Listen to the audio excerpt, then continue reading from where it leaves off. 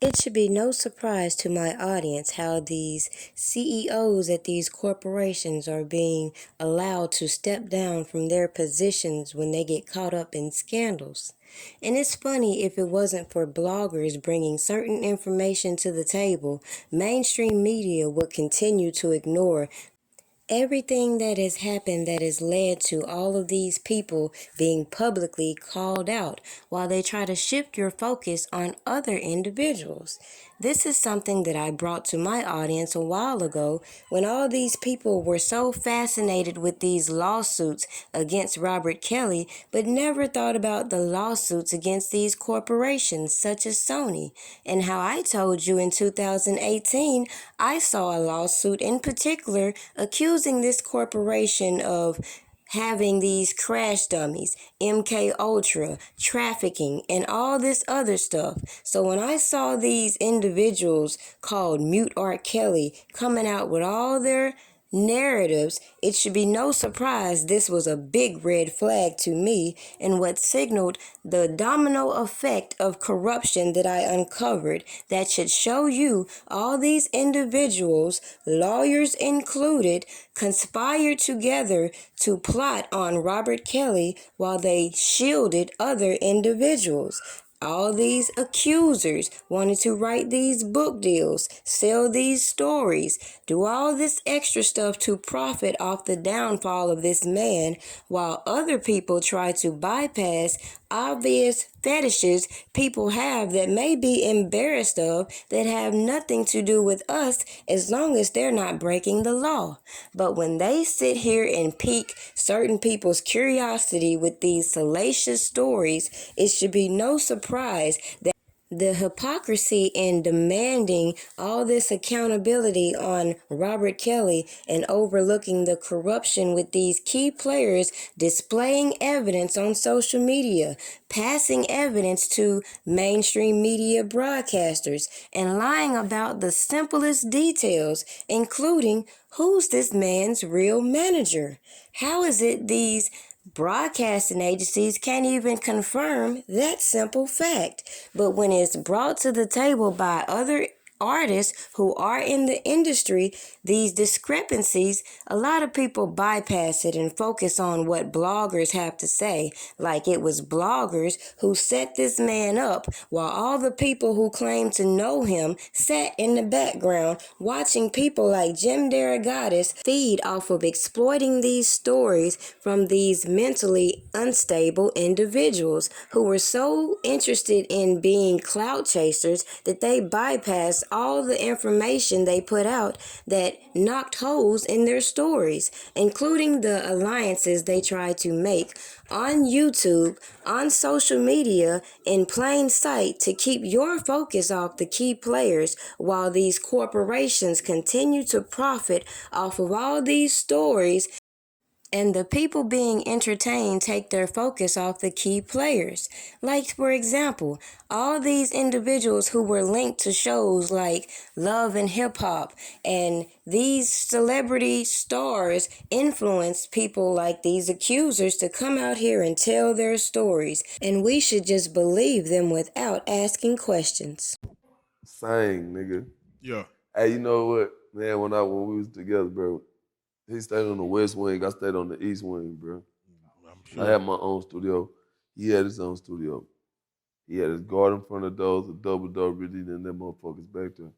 He'd be recording this shit. And one day I came home, and Devon Stevens was my manager. That was his manager too. Me, Devon Stevens, Lady Gaga, Akon, and R. Kelly. We was the Oh, that's real. so That's real. we would go in there and everybody would write for each other.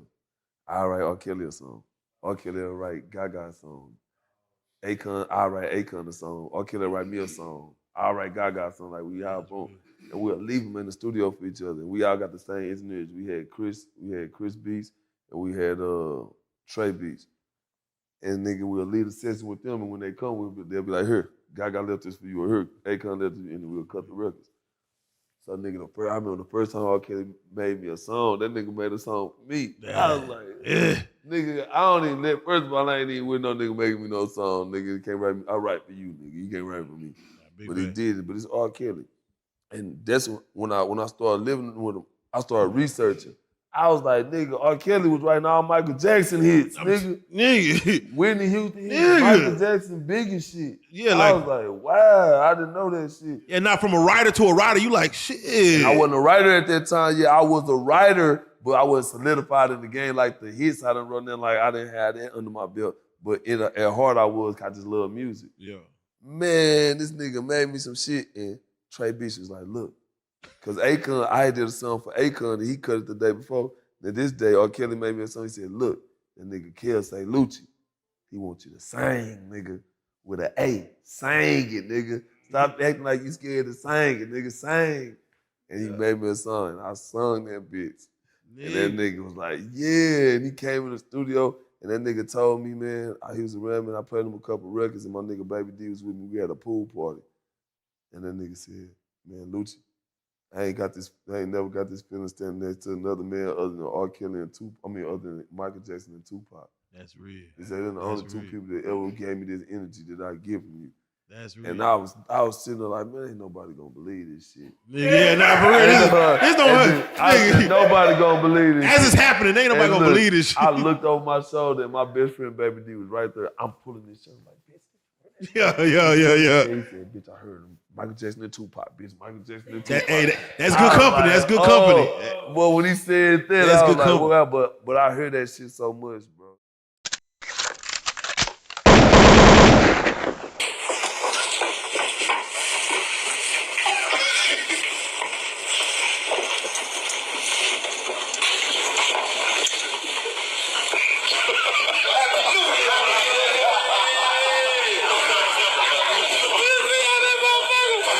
Did you see KG coming? Happy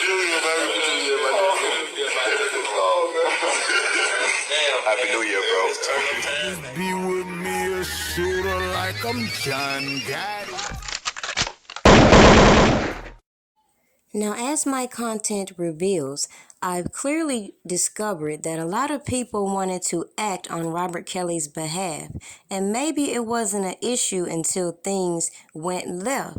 And that is the problem that led up until now. When people are trying to be opportunistic and other people are trying to cover up their misdeeds, it's easy for both to be meshed and attach themselves to these accusations against Robert Kelly, making it look like he's guilty of these crimes so that they can continue to profit off of all of their hard work.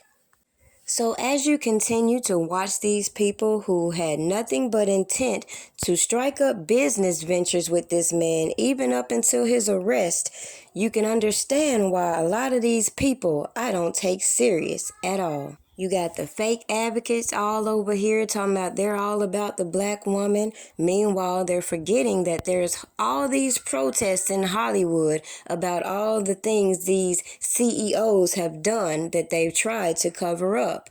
So imagine my surprise when I see CEOs like Bob Iger stepping down because of his allegations, when I've told you well over 3 years what he had in his background and why I had an issue with Lifetime being the messenger for this whole propaganda piece in the first place. So to conclude this video, just as I said, if anybody had took interest in pulling the accusations against these corporations and the people that are pulling the strings against these narratives against Robert Kelly instead of focusing on YouTubers, maybe you wouldn't continuously see the back and forth between the agitators and the frauds. Just like I came out here and brought the red flags about these corporations and CEOs, I brought the red flags about the injustices that were being referenced inside the jail in which Robert Kelly was held. I brought to you a motion that was put on his behalf trying to dismiss some of these claims which should have been done from the jump. But even the fake letter that was brought from another location had so many distracted instead of realizing the ridiculousness of it. But if people had took as much interest in these letters as they did in the actual motions being put into play, and even the ones not being put into play, meanwhile, we're watching these attorneys go back and forth with supporters on Twitter. Maybe a lot of people could sit back and just watch the show continue to play out. As I suggested 3 years ago, but we know the agents can't do that because, as I mentioned previously, they're hard at work to keep this man in jail.